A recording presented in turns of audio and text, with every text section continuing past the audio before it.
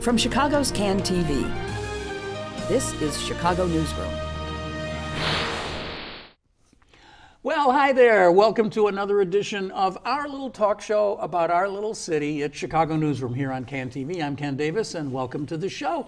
So could this be the week, the actual week, when the state of Illinois figures out a new, more equitable method of distributing money to the state schools? After years of work and decades of talking about it, the whole scheme is just one little veto override away from law, and there are indications that I'm reading that it might actually happen in the next few days. I don't necessarily believe it, but that's what they're saying. It seems to involve the state fair somehow, and that's going to be fully in keeping with the way we seem to make laws in our beloved state. So we'll talk about that on our show today. And our mayor is making news, boldly standing up to those heartless, soulless Trumpsters who want to deport Chicagoans.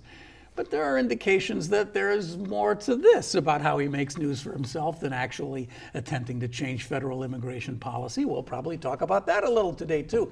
And isn't his newly found appreciation for welcoming cities a bit of a stretch for him when you look closely at how he's governed and what he's written over the last 20 years or so?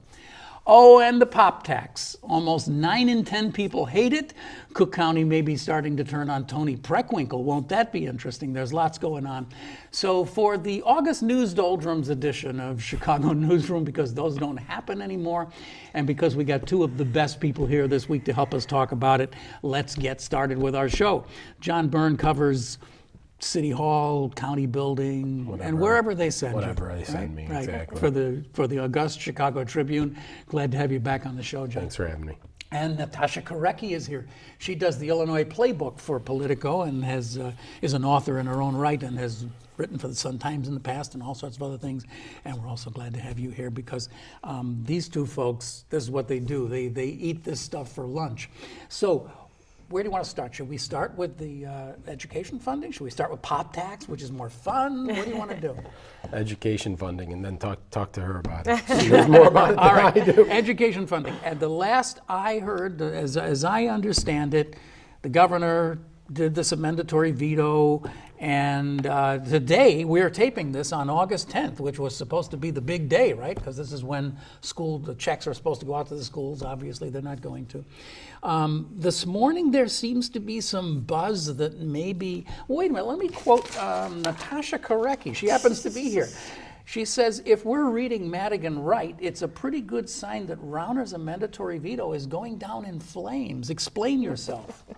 Well, so yesterday we learned that Madigan scheduled a vote, and what he's going to do is he's not going to actually vote on the amendatory veto that Rauner put together. They put it in their own bill, and then they'll vote on that. And he announced that he's going to do it on Governor's Day, which will be, when Rauner is supposed to be in the spotlight. Yes. So, I mean, if that's not a message, I don't know what is. How dare you mess with the Illinois State Fair?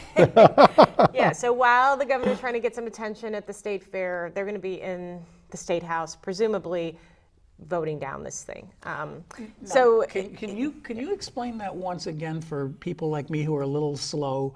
What did they do exactly? They're not going to vote no on the amendatory veto, which they could have done, right? I mean, if they had the votes, they could have overridden it. And that's it. It's done. Well, he actually has a few options. So they can say what I think is going to happen is they're going to take the governor's plan, which is outlined in the amendatory, and put it in a separate bill and say, okay, well, let's vote on the governor's plan. Let's see how much support he has. He'll get probably 10 votes for it, and then it'll go down in flames. Then, if Madigan feels he has the votes for an override, maybe he does that. On a full override of just taking SB 1, which, which the governor had vetoed, they can just vote on the full override of that. But he needs a supermajority to do that. It doesn't look like he has that as of yet, but who knows? I mean, every day there's some new, we've seen all this week. Rauner's just been having the worst. Last 30 days have been a disaster for him. They have been a little tough. He's trying to get numbers on his amendatory veto. Then that was delayed. He seemed unfamiliar with how just the legislation would work and how the override would work. He was giving false information to reporters. presumably because he didn't know it himself. Which I mean, that day of when that happened, when he said we just need a simple majority, I just wondered, did he go back to his office and? Did he really think he only needed a simple majority? Or I'm still trying to figure that one out. He doesn't have a staff, or at least his staff was transitioning at that time, so maybe the new people didn't know or something like that. Huh? Well, that's what, that's what the rub is right now. But he is, he's just having a really rough time. Madigan's just sitting back and popping popcorn, and he doesn't even have to do anything. I mean, here's a guy who just, pushed through a 32% income tax increase, and instead of hammering him on that, I mean, he's been out in front talking about TIFs and PTEL and things that people can't really, put their arms around right now. When all of these taxes, and I know we're going to get to the pot tax, but all these taxes are coming at the same time. People are furious about them. They're seeing the deductions in their paychecks now because the income tax is cut. So they're seeing that reflected. So why isn't Rauner just beating Madigan to death over this, He should just right? beat him. Yeah, I mean, they're sending out little emails, but where is he just out in front? This is his issue. This was his issue. That Taxes and Madigan, Right. So those two things, and, jump on the Preckwinkle tax. I mean, I know it's Cook County, but that's something that he easily in his wheelhouse. Yeah. And I just feel like he's getting sidetracked on some of these other, and not to say that, of course, education funding is important, but, cut a deal, move forward, get what you got to get, and just hammer him, just pure politics of this. I think he's really missing the boat. Is it unfair to draw a parallel between Rauner and Trump? I mean, in so many ways, they seem to me very similar, that they just seem like guys who thought this was going to be really easy and simple, and then got in and found out that it just is way more complicated than they expected it to be. And I wonder at this point if Rauner isn't just kind of like giving up, like, this is just crazy. I don't like this politics stuff. I don't know. I mean, I think Rauner's he seems to be willing to go down with the ship on this couple of things. Like, I mean, he's been pretty consistent on we need these reforms, and it seems like it almost seems like he's just banking on getting reelected, and then he can say, well, I don't know, this is an indication that I have the mandate to do these things that I've been unable to do. I don't know. What do you think about that? Well, I think I to the extent that they both feel like, and I think Rauner really believes, if people just understood what I'm trying to do, they would agree with me. I just have to get this message out. Yeah. And there's this naivety there that's like, you're still in a blue state, so there's still just, you have to work with the majority, and he just wants to just roll over and push his stuff through. It's just not going to work. So, again and again, I feel like we keep coming back to this of, yes, I think people at first wanted a mandate to shake up Springfield or try to do something different, but you have to work with the other side because you don't have the numbers. I mean, it's just as simple as that. You don't have the numbers. Maybe you can get them if, but now I think it just feels like everything is falling apart for him right now. So where do things actually stand, if it's possible to assess this, on this school funding stuff? I mean, if what you say is true, and in the next couple of days they're able to shoot down Rauner's, the content of Rauner's amendatory veto, that still doesn't leave us anywhere, right? You still have just all this wreckage strewn over the ground. So how do schools get paid? How do they get well, open? yeah, I guess that's my question. Right. So how does anything come out of this? Right. Well, I mean, just from a purely cynical, political perspective, I think, as I say, I think Democrats and Madigan are enjoying this. They're watching the governor self-implode. So they're just going to draw it out. Well, I'm happy for them that they're having a good time. But right, what about, I know, but I mean, I think that they're going to draw it out a little bit. So maybe it means they're going to, they'll put the governor's mandatory veto, as I said before, up. It goes down in flames. Either they try to do an override. If that fails, then it's on the governor, right? So they'll draw it out a little bit, maybe. What they can do is try to build, and there's been some talks of maybe a trailer bill that would kind of help fix some of the things in in the original SB 1 that Republicans don't like and get a few more Republicans over to be able to get their votes. That sounds like Chicago gets screwed.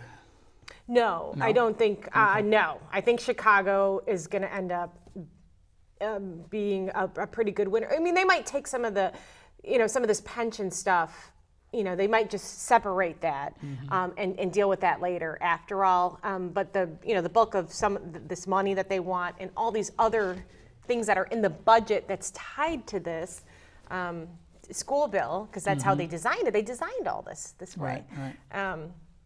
Is there going to be voucher? Is there going to be some Chicago's- language in this Good too? question.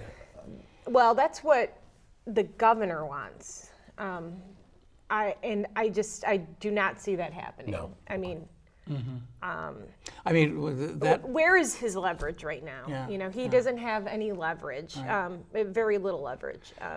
because that is, I wasn't even aware until we were talking about that last week here with Mike Forche, who was on the show and brought up this whole thing about one of the things that, the governor didn't just veto it. It was a mandatory veto, but the amendments were more significant than I had understood. And one of them was kind of packing into the background somewhere the idea of having school vouchers. And in Chicago, that would be a really big deal if that happened, certainly for the It Board would of be, but with Education. the power of the unions and the more evident reliance on the unions for Madigan and keeping his majority, I just don't see him doing something that's going to hurt public education. And he and Cullerton are in the driver's seat. Cullerton has a supermajority. He is going to, on Sunday, the Senate is voting. They are going to easily override, the governor's veto. And so from there, I don't. Then they just wait for Governor's Day at the fair. By the way, ladies and gentlemen, the Illinois State Fair opens today if you're watching us on Thursday. And, we'll see you at the fair because there's 10 days of good eating and good politics. So let's talk about politics. I guess we have been talking about politics, haven't we? But today is the first day of slate-making. Cook County is having a slate-making session today over at the Erie Cafe, of course. So Water Reclamation District, first up, I think. it's going to be a barn burner, isn't it? Get over there. And Good seats I know available. you have to get out of here quickly because you probably have to go over and cover it. No, don't you? thank God I don't. I do not. Poor Hal Dardick has to cover that today. It's Hal. God bless you, Hal Hal. got the- Hi, Hal. Nice job. So Toni Preckwinkle is up for slating, I assume? Yeah, at some point she'll be up. Yeah, she'll. Does she have even an opponent? No. No, okay. So she'll get the nod, I'm sure. She's got Richard Boykin talking about being an opponent, but he's just out there making noise at this point, and I'm wondering if Danny Davis will sit him down and say, "It's your year, kiddo." not But your I don't know. year. We'll see. They said that to Barack Obama. Remember that? Yeah, exactly. Right. But no, wait a minute. There's something I'm really not understanding. Richard Boykin, he hasn't been on the board very long, right? He's a freshman. He's a freshman. on the So he county was board. elected in Whatever that would have been, 16. I guess 16, yeah. So he's really new. Yeah, he's a freshman. Do you know him well enough that you can give us a little profile of who this guy is? Because he kind of just came into our consciousness yesterday. He's politically ambitious. He was Danny Davis's chief of staff for 10 years. Politically ambitious, represents this West Side district that stretches into Oak Park. But also includes Chicago? It's West Side of must do Chicago if and it's Oak Park. He's been very outspoken on a great number of topics, almost from the jump when he got in, and has not been afraid to call Preckwinkle out on any number of things, and now is putting forward an ordinance that would require Preckwinkle to get board approval in order to sue in the way that she sued the retail merchants to try to claw back the $17 million in pop tax that the county lost while the retailers were suing the county. And so All of he this said- is interconnected with everything else, all these discussions. But just sticking Yeah. with Boykin for a second. Yeah. So he's having a press event today, I think, right? Isn't he or something? Is he? He had one yesterday. Oh, maybe I'm. He had one yesterday okay. that was to announce this Yesterday. thing. Yeah. And the people standing with him were Republicans, so Correct. he's kind of allying himself with the Republicans to go after the president. To go after the pop tax in interesting. particular, but he was much broader in his attack on the president. Her leadership style, she's a monarch.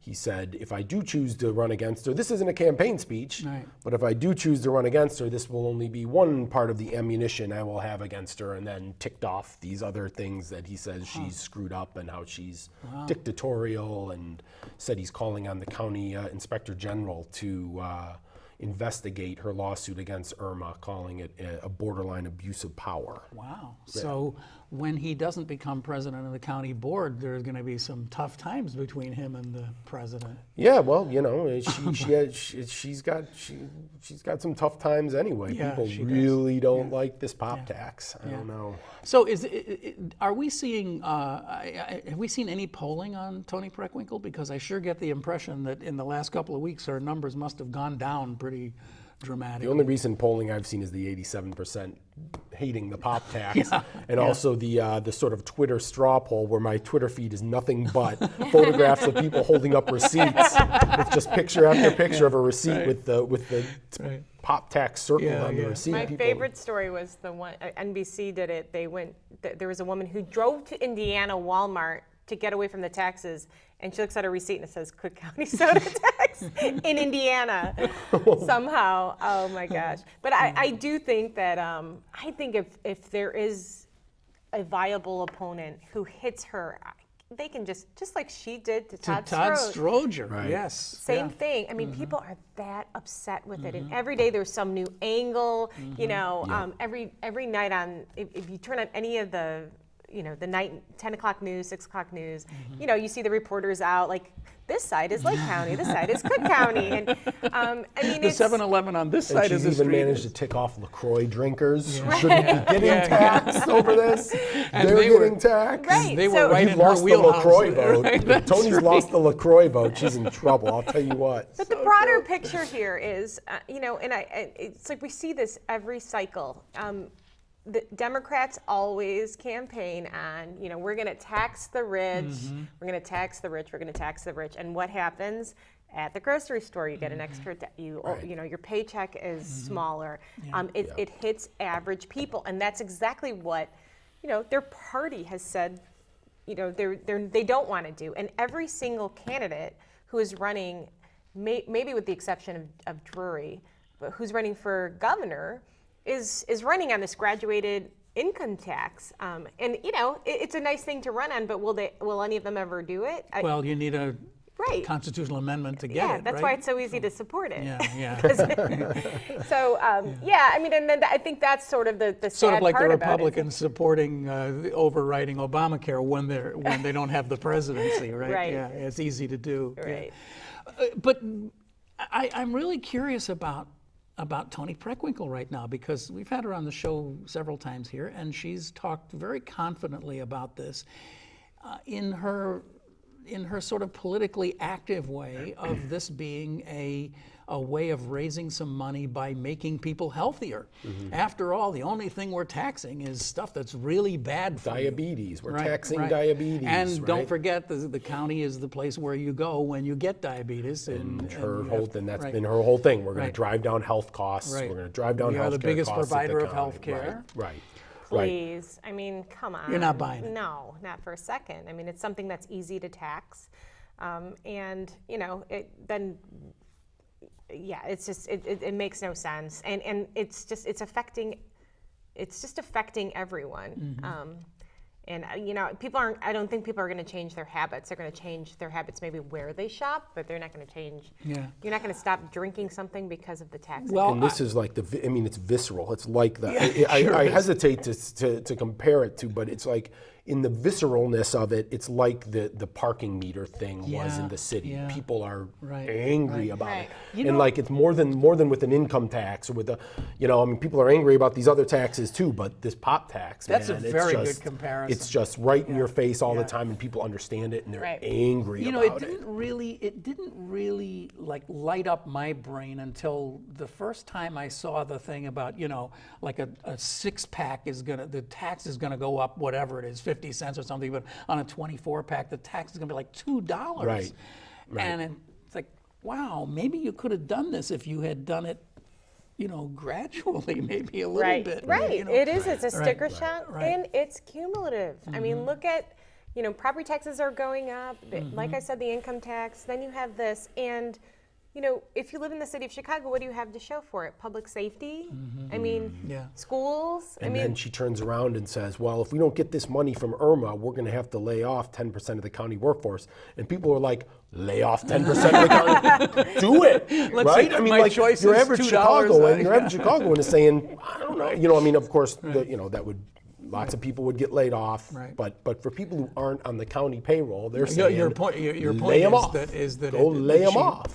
She posed a choice that she didn't want to hear the answer. Well, and she's becoming the symbol of, I mean, people are just seeing her now, fair or not, as, tax and spend, Yeah, bloated government, Which and is where ironic how she got into office, but then of course had to restore the very tax Right, that she got in. I mean, we sound like we're making light of this, but the county is a very, very difficult government to run because the county has all of the services that nobody wants to deal with, imprisoning people, courts and health and all that kind of stuff, and they cost a lot of money.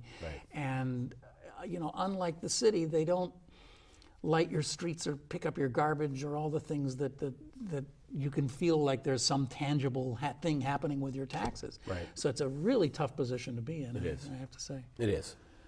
Well, that brings me to welcoming cities, which is what Chicago is. We're a welcoming city. And I've been just amused as heck over the last couple of days to see how our mayor is rebuilding his national image by showing up everywhere you turn on cable TV. There he is being interviewed about what a great mayor he is and how he's standing up for the little guys in Chicago. Almost unchallenged, because I would say that cable TV anchors, unlike you guys, are not aware of all the other little things that are swirling around in Chicago. So which is why he's going to them. Which is exactly why he's going to that audience. He's not calling up the Chicago Tribune and saying, I would like you to interview me about what a great mayor I am, for example. No, he's not. But he can go on, you're right, he can go on CNN or wherever, and they are happy to interview him as an elder statesman of the Democratic Party because they're looking for someone to hammer on Trump, and he's a very colorful interview, and and then he gets to make his pitch for the city while he's on there, and they don't have the background and the context to be, or the desire to tick him off by fighting with him over violent crime when he's on there talking about how Chicago is going to be at the forefront of fighting Trump's immigration policies. This is clearly a pivot he's decided to make, and it's working for him pretty well. I bet those anchors would be really scared if they ever saw some of the reactions that the mayor's had to local reporters when they tick him off, right? Yeah. They wouldn't know how to handle that. A full-scale Rahm meltdown on TV. Not pretty. But, I mean, this is also another one of these things where we can't help but sort of have these big grins on our face today, but these are really serious issues. Rahm Emanuel is presenting himself and his city as I don't know. It used to be, we used to live in a sanctuary city, but now I guess are we being rebranded here while we're not looking? The terminology has changed. We're a welcoming city now, but what's the legal definition of the difference between? I'm not clear on the distinction, but there might be a distinction in terms of what the city thinks that means for the funding that Sessions is contemplating trying to withhold from the city. It's been interesting too, the amount of money they're talking about is minuscule. This federal grant, this Byrne grant that Sessions is threatening to withhold is less than 0.1% of the city's annual budget. It's $3 million. $3 million. $3 million. The city's going to court and the mayor's on the ramparts fighting the Trump administration over $3 million. What would the legal bill be for that? Pro lawsuit? bono. Oh, pro It's bono. pro Okay. bono. All right, good. The law firm that the mayor's new deputy mayor works for has gallantly offered to Excellent. do this free of charge. Excellent. So, Thank you. but we routinely see the city reach settlements in police abuse cases, in red light camera cases for $30 million, $40 million, $50 million. And we go to the mayor's administration and say, where are you going to come up with the cash? And they say, we built it into our budget this year. We built this leeway into our budget so we could find this money. But now there's this $3 million that Jeff Sessions is talking about, and all of a sudden we will not be cowed by the, we're going to go to court to make the case Well, that then they can't do that. I mean, when you put it that way, then it's worth it, right? It's for Ram. I mean, what's he risking? Oh, there's no, right. Yeah. Right. He's risking nothing. Right, exactly. No downside He's for getting him. right. Exactly. And the other argument that some of his surrogates make is the city's losing population like crazy, right? And who usually makes up the bulk of that population? I mean, Immigrants. it's immigrants. Yeah. And so you need to send a message as much as you can, because certainly, the reputation of our schools, even though there are some great ones, of course, in the city, it's on the verge of bankruptcy. We have all kinds of financial issues there. And of course, there's the crime issue. So there's people who are fleeing, and a lot of them are minorities. And so, I mean, that's part of it. They say that he wants to at least get that message out, because we need to keep these people coming here. We need to be. Yeah. We do need to be open and welcoming. And to politically too, of course. African Americans are really angry at the mayor in many neighborhoods because of the Laquan McDonald situation and the violent crime. And I think the mayor, who is contemplating running for another term, is seeing this as a way to try to position himself as a defender of the city's sizable Latino population. There are questions about whether you can do that, whether Latinos go to the vote in large enough numbers to make up for losing African American support. But I think he thinks at least partially that he can make up for this anger in the African American community by pivoting and picking up some support in Latino communities by saying, I'm the tough guy you need to be fighting with Trump on behalf of immigrants. Well, we've come all the way to the bottom of the half hour here. Normally, we start to rein in the show right around here, but we haven't even talked about pop tax. I mean, we have talked about it, but not really in the sense of what is the political fallout of this? What happens now? I mean, will it implode on itself somehow? Will it be repealed? I mean, or do you think we're stuck with this forever? I think it stays. The Republicans on the county board are going to introduce a repeal ordinance. I think Preckwinkle had to break the tie to get it through, to get it passed. Since then, there's a new member of the board, Dennis Deere, who took over the West Side District after Steele passed away. He says he'll support it, the pop tax. So I think she still has. I think when faced with the option of her saying to the Democrats on the board, we could lay off a bunch of union county employees, I think that the Democrats on the board will. It still puts her in the terrible behind. position of being the one vote that makes it happen both times. Right. Yeah. She could be breaking another tie, but. And I mean, I think a lot of it depends on the pushback too. I mean, just coming over here this morning, the ads on WBBM are, let's repeal this tax, and it's a very lengthy, well-done ad. And I think if politically, if there's somebody who can get a hold of it and really catch fire, it's the kind of thing that can break up different factions and get through. Yeah. And it depends on who runs against her. It depends on if you get like 2 or 3 candidates, and there's some good candidates, and there's some strong African Americans in there, and you've got a white guy who's a strong candidate, or a white woman who's a strong candidate who's running in the Democratic primary. Like I said, people are angry about it. there is, I suppose, a possibility that she could pull back on some of it. I mean, it's certainly bringing in enough money that she could probably knock it back 10 or 20% if she had to. But I don't know if that would really make anybody happy, would it? It's still what would that do? Then she would have to lay off some people, and you would still be seeing it on your pop purchases. You'd still be. I don't know. I don't think that gets her there politically. People are still going to be angry about it, no matter what. I mean, unless there's if there's members who are really feeling the pressure from their constituencies, and they go to her and say, we need to find somewhere else. Some South suburban members of I'm thinking about the county board members who represent the South suburbs, where their stores are getting hammered Anybody by on the people. border. And right? is the choice but- really, laying off 1,000 people or the tax? yeah. Is there anything else? Right. Yeah, I mean, it was kind of odd how that just suddenly came up. It's like we're proposing this tax, and then when the tax looks like it's in trouble, it's like, oh, by the way, there's like 1,000 people we have to lay off. It was not, we are really in trouble. We got 1,000 positions we have to protect. Maybe this tax will help us keep them. It was kind of a little bit backwards there. So 90% of all the collective bargaining agreements in the city of Chicago are on the table right about now, right? Including police, including fire, the most sensitive of all of them.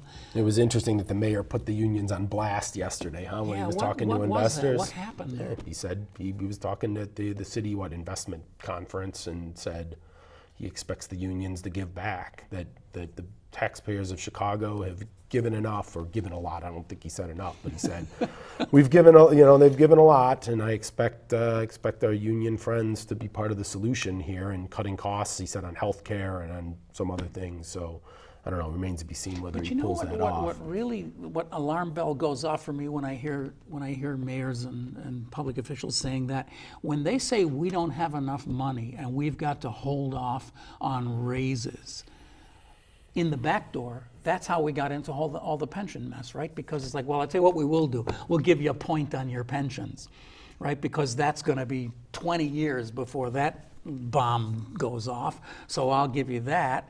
And that's how the police, I mean, we have these arguments going on about the police and the different rights that they have in their contract that would appear to be in some ways antithetical to the public interest.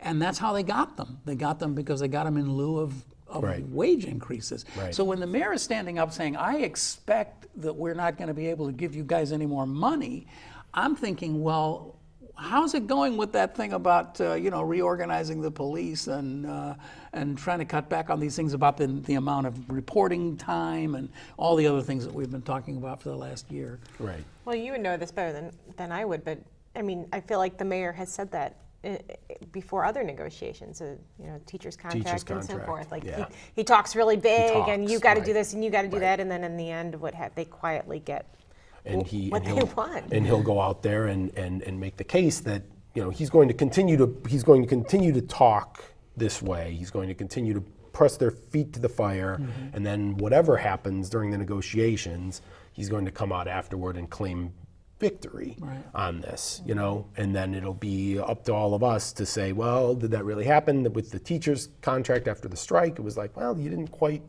get what you said you were going to get from them, but he's going to continue to make that case, and so we'll see whether, the proof will be in the contract at the end of the day, and it remains to be seen whether he follows through on this. But Maya Dugmosov over in The Reader did an interesting piece a couple of weeks ago. You might have seen about really and truly all of this is just simply posturing for the one person who's going to make the decision, which is the arbitrator. It's both sides make their argument and they fight with each other and they come to an impasse, and then one guy walks in and decides what the police are going to get. And that seems so weird when you think about it that way, but it didn't happen last time, but it did happen the 3 contracts before that. Right. So I don't know, but I mean, again, he's in a tough place, right? Well, obviously with police, he has to be very sensitive there. I mean, it's been clear that he's been trying to walk this line for some time since Laquan McDonald. It's like trying to play both sides of I'm here for you and no community, I'm here for you, and but he needs them to not. He needs them to be vigilant and not be sitting on their hands, as some were accused of doing, or fearful of video, whatever they were saying the reason was that the crime was spiking as it was in the months after Laquan McDonald. That's the one issue with the mayor. He cannot get a handle on violence. They say that this predictive technology is working to some extent, but the murder numbers aren't going down. Shootings, maybe, but people are still dying. And if you're in those neighborhoods, of course, it's... One of the things that this is just an aside, but one of the things that really I find frightening about that is that the shooting numbers are going down, but the death numbers are staying about the same, which means that either the people who are doing the shooting are getting better at their target practice, or the weaponry is getting... I think a lot of that is. I think a lot of that is just luck from year to year. I mean, so much credit goes to the paramedics. Absolutely and the guys at Stroger in the emergency room who are probably the best in the world at treating gunshot victims and are getting better and better and better and better and better. I got to tell you, John, I've said that so many times on the show here. We don't even really understand how lucky we are on this, because if you look at the 90s, we say, well, these are these numbers are almost as bad as they were in the 90s. But there were 700,000 more people in the city in the 90s, so the rate is going. And what's happened since the 90s is we've just dramatically improved the technology and the training of these guys on the street, the paramedics, the EMTs, and we have Army MASH units in all of our hospitals that are just so much better at treating this stuff. You've got cops who are paying out of their own pockets to carry this like quick clot stuff. We just had a guy in city council, some cop who saved a guy's life. The cop had been in Afghanistan, bought himself a kit, and you pour this stuff into the bullet wound and it clots it up. I mean. The technology is getting better, but people are still getting shot. But we're still just shooting each other like crazy. So I don't know. These conversations always end in this very frustrating way because there's no way to draw any kind of conclusion to it at all. But it's that same old thing. I can't imagine why anybody would want one of these jobs. I mean, why you'd want to be the mayor of Chicago. You can't win because you really, as you said, you have to be on both sides. You have to support the cops and you have to support the community while they're warring with each other. And somehow or other, through all that, you've got to come up with a collective bargaining agreement, and with everybody else, all at the same time. While you've got Lori Lightfoot just blasting you the whole time, right? I mean, wasn't that interesting, huh? That whole thing about I just happened to watch. She went on with Carol Maureen live. That was a great interview. Like an hour after she came out of the mayor's office. Right. I thought that was one of the most dramatic interviews I've seen in years. It was so interesting because, she just kind of said, "Well, I can't tell you what we've agreed to," but then as the minutes go by, it's obviously clear that she's going to get reappointed. Right. And you know that the mayor, probably the last thing in the world he wanted to do was reappoint her.